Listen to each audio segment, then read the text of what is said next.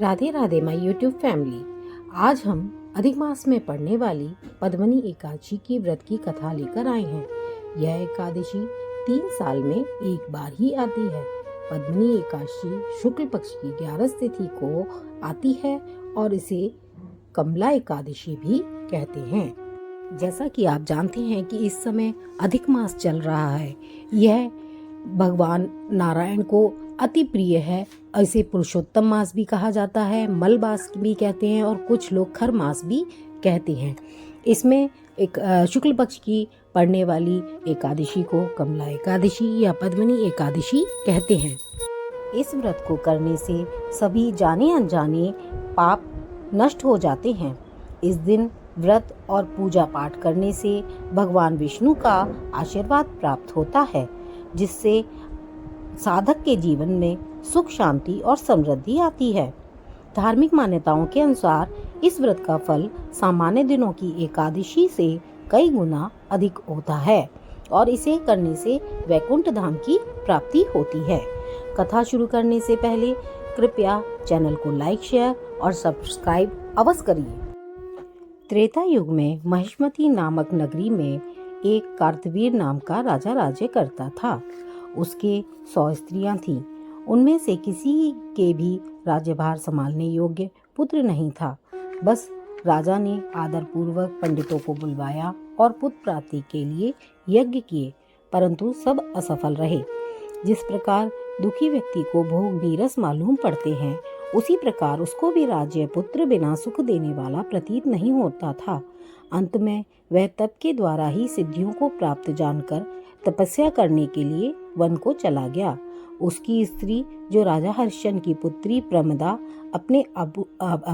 थी, अपने आभूषणों को त्याग अपने पति के साथ गंधमादन पर्वत पर चली गई। वहां उन्होंने 10 सहस्र वर्षों तक तपस्या की, परंतु सिद्धि प्राप्त न हो सकी। राजा के शरीर में केवल हड्डियां रह गईं। यह देख प्रमदा ने विनय सहित महासती अनसुईया से पूछा, मेरे पति देव को तपस्या करते हुए 10 सहस्र वर्ष बीत गए, परंतु अभी तक भगवान प्रसन्न नहीं हुए हैं, जिससे मुझे पुत्र की प्राप्ति हो सके। अब आप ही मुझे कुछ ऐसा उपाय बतलाइए जिससे मुझे पुत्र की प्राप्ति हो। इस पर माता अनसुईया बोली कि अधिक मास में, जो कि 32 महीने बाद आता है, उसमें 2 एकादशी होती हैं, जिसमें शुक्ल पक्ष की एकादशी का नाम पद्मिनी और कृष्ण पक्ष की एकादशी का नाम परमा है। उसके जागरण और व्रत करने से भगवान तुम्हें अवश्य पुत्र देंगे। इसके पश्चात माता अनसुईया ने व्रत की विधि बतलाई।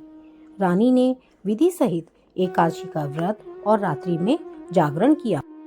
इससे भगवान विष्णु उस पर अत्यंत प्रसन्न हुए और वरदान मांगने को कहा। रानी ने भगवान की स्तुति की और रानी ये कहने लगी कि यदि आप मुझ पर प्रसन्न हैं तो यह वरदान मेरे पति को दीजिए। प्रमदा का वचन सुनकर भगवान बोले, हे प्रमदे, अधिक मास मुझे बहुत प्रिय है, जिसमें एकादशी मुझे बहुत प्रिय है। इस एकादशी का व्रत तथा जागरण तुमने विधि सहित किया है, इसलिए मैं तुम पर अत्यंत प्रसन्न हूँ। इतना कहकर भगवान बोले, राजा, अपनी इच्छानुसार वर मांगो, क्योंकि तुम्हारी स्त्री ने मुझे प्रसन्न किया है। भगवान की सुंदर वाणी सुनकर राजा बोले, हे भगवान, आप मुझे सबसे श्रेष्ठ, सबके द्वारा पूजित तथा सब आपके अतिरिक्त देव, मानव आदि से अजय उत्तम पुत्र दीजिए। भगवान उनसे तथास्तु कहकर अंतर्ध्यान हो गए। वह दोनों अपने राज्य को वापस आए। फिर कुछ समय पश्चात फिर उनके यहाँ कीर्तिवीर नामक पुत्र उत्पन्न हुआ, जो भगवान के अतिरिक्त सबसे अजेय था, यानी उससे कोई नहीं जीत सकता था। यह सब पद्मनी एकादशी के व्रत का प्रभाव था।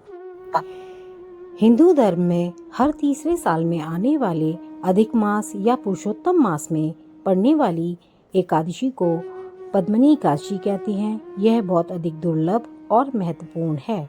यह एकादशी भगवान विष्णु को समर्पित होती है और इसे सभी एकादशियों में सबसे पुण्यदायी माना जाता है।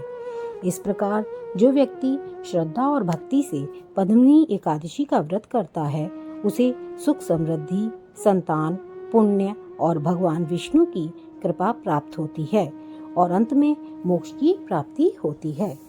ये कथा आपको अगर पसंद आई हो तो प्लीज़ चैनल को लाइक, शेयर एंड सब्सक्राइब अवश्य कीजिए। राधे राधे।